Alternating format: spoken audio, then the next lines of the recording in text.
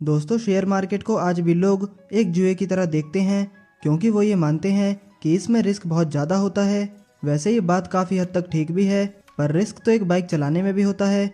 लेकिन फिर भी हम अपनी बाइक को हजारों ट्रैफिक के बीच में भी बहुत ही आसानी से निकाल पाते हैं, क्योंकि बाइक को हम चलाना सीख लेते हैं।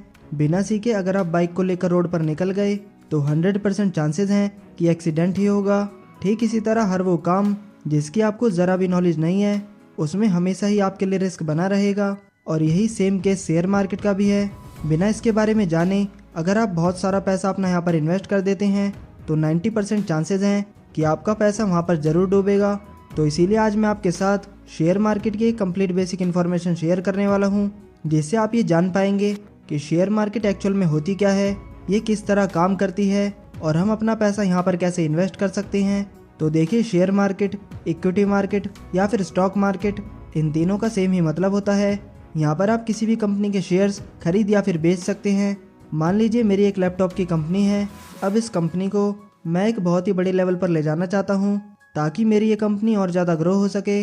अब इसके लिए मुझे पैसा चाहिए, तो मैं क्या करता हूँ, IPO यानी इनिशियल पब्लिक ऑफर के थ्रू अपनी कंपनी के शेयर्स निकाल देता हूँ। मतलब मैं लोगों से ये कहता हूँ कि जितना पैसा आप मेरी कंपनी में इन्वेस्ट करेंगे उतना ही % आप मेरी कंपनी के मालिक बन जाएंगे। फॉर एग्जाम्पल, अगर मेरी कंपनी की वैल्यू 1 करोड़ की है और मैं 100 शेयर्स इस कंपनी से निकाल देता हूँ, तो एक शेयर की कीमत हो जाती है यहाँ पर 1 लाख रुपए।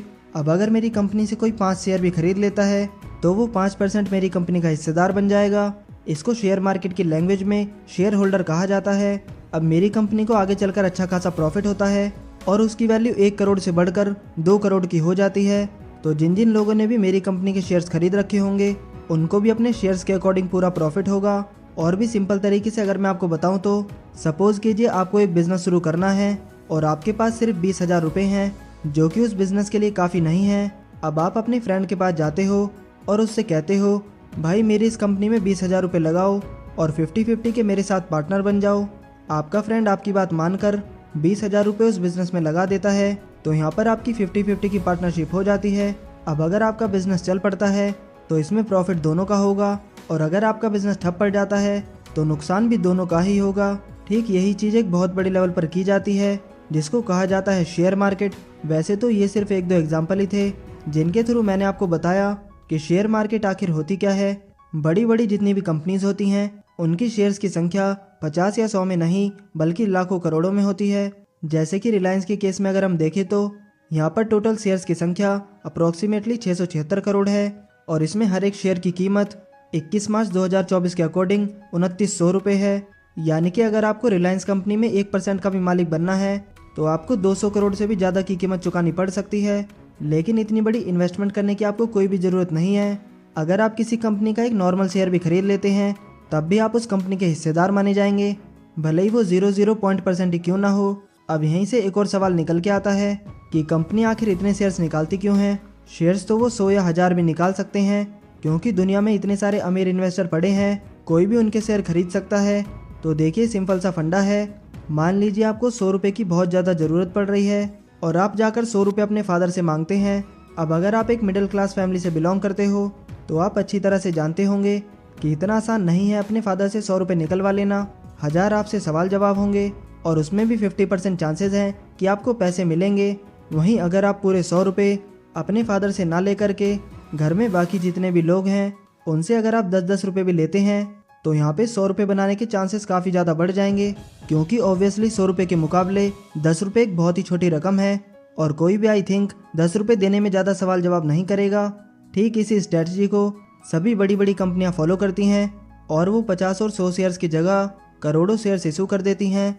अब देखिए, ये बात तो यहाँ पर मानने वाली है कि भले ही मैं आपको स्टॉक मार्केट की कितनी भी थ्योरी बता दूँ, लेकिन रिस्क तो इसमें हमेशा ही रहेगा। और एक बहुत बड़ा एग्जाम्पल हम कोरोना वायरस के टाइम पर देख भी चुके हैं, जिसमें बहुत सारी कंपनीज को एक भारी लॉस का सामना करना पड़ा या फिर अभी तक भी करना पड़ रहा है। पर अगर आप अभी हर्षद मेहता के इस डायलॉग से फुल्ली इंस्पायर्ड हैं तो कुछ मोस्ट इंपॉर्टेंट पॉइंट मैं आपके साथ शेयर कर देता हूं, जिससे आप स्टॉक मार्केट में होने वाले रिस्क को काफ़ी हद तक कम कर सकते हैं। तो सबसे पहला पॉइंट है कि शेयर हमको कब खरीदना चाहिए।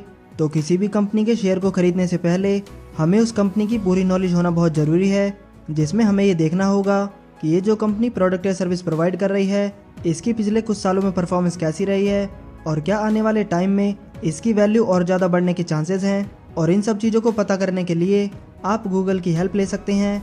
वहाँ आपको लगभग हर कंपनी की परफॉर्मेंस का पूरा डेटा मिल जाएगा। हर एक चीज़ को अच्छे से जान लेने के बाद ही उसमें अपना पैसा इन्वेस्ट करें। दूसरा पॉइंट है शेयर्स के दाम कब घटते हैं और कब बढ़ते हैं। तो शेयर्स के दाम घटने या बढ़ने का एक मेन रीज़न होता है उसकी डिमांड और उसकी सप्लाई। एग्जाम्पल के थ्रू अगर मैं आपको बताऊं तो अभी हमने कुछ टाइम पहले ये देखा था कि प्याज के रेट एकदम से ही बहुत ज़्यादा इंक्रीज हो गए थे क्योंकि पीछे से उसकी सप्लाई कम थी लेकिन खरीदने वाले बहुत ही ज़्यादा थे। अब खरीदने वाले लोग ज़्यादा होंगे तो उसकी डिमांड ज़्यादा होगी और अगर डिमांड ज़्यादा होगी तो ऑब्वियस सी बात है कि रेट भी इंक्रीज होंगे। एंड सेम यही चीज़ स्टॉक मार्केट में भी होती है। लोगों को जब ये लगेगा कि ये पर्टिकुलर कंपनी आगे चलकर बहुत ज़्यादा ग्रो करने वाली है तो बहुत सारे लोग इसमें अपना पैसा इन्वेस्ट करना चाहेंगे जिससे उसकी डिमांड ज़्यादा हो जाएगी और इसकी वजह से शेयर्स के दाम इंक्रीज हो जाएंगे।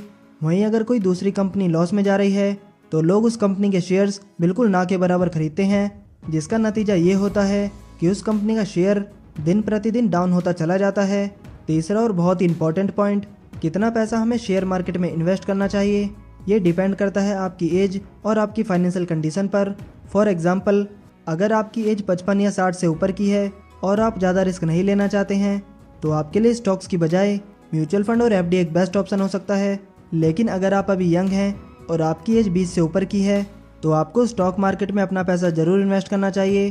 पर ध्यान देने वाली बात यहाँ पर यह है कि हमें उतना ही पैसा स्टॉक मार्केट में इन्वेस्ट करना चाहिए जिसके लॉस हो जाने पर आपको ज़्यादा दुख ना हो।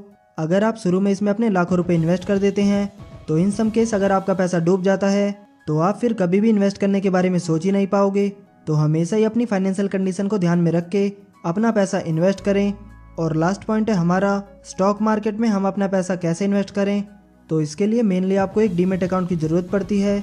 डीमेट अकाउंट का मतलब यहाँ पर आप कुछ यूँ समझ सकते हैं, जिस तरह से आपके बैंक में पैसे रखे हुए होते हैं उसी तरह आपके डीमेट अकाउंट में आपके शेयर्स रखे जाते हैं। और डीमेट अकाउंट आप किसी भी बैंक से खुलवा सकते हैं या फिर अब बहुत सारे ऐसे ब्रोकर्स आ गए हैं जिससे आप घर बैठे ही अपना डीमेट अकाउंट खोल सकते हैं और स्टॉक मार्केट में अपना पैसा इन्वेस्ट कर सकते हैं। देखिए, स्टॉक मार्केट खुद में एक बहुत बड़ा टॉपिक है। जितनी ज़्यादा नॉलेज आप इसके रिगार्डिंग लेते रहेंगे उतना ही आपके पैसे डूबने के चांसेस कम हो जाएंगे। ये कुछ ऐसी बुक्स हैं जिनको कि मैं आपको रिकमेंड करना चाहूँगा, जिनको रीड करके मैक्सिमम लोग इन्वेस्टिंग की दुनिया में कामयाबी हासिल कर चुके हैं। अब दोस्तों, अगर आप अपनी इन्वेस्टिंग जर्नी स्टार्ट करना चाहते हैं तो बेस्ट डीमेट अकाउंट की लिंक आपको डिस्क्रिप्शन बॉक्स में दी गई है। आप वहां से अपना फ्री में डीमेट अकाउंट ओपन करवा सकते हो। लेकिन दोस्तों, जैसा कि आप जानते ही होंगे कि सबसे बेस्ट इन्वेस्टमेंट होती है सेल्फ इन्वेस्टमेंट, मतलब कि खुद के ऊपर इन्वेस्टमेंट। और आप में से काफ़ी सारे लोग हमसे कमेंट करके पूछते भी रहते हैं। अगर वीडियो पसंद आए हो तो वीडियो को लाइक करें और ऐसे ही वैल्यूएबल वीडियोज़ को देखने के लिए हमारे चैनल को सब्सक्राइब करना ना भूलें। आपका कीमती समय देने के लिए धन्यवाद।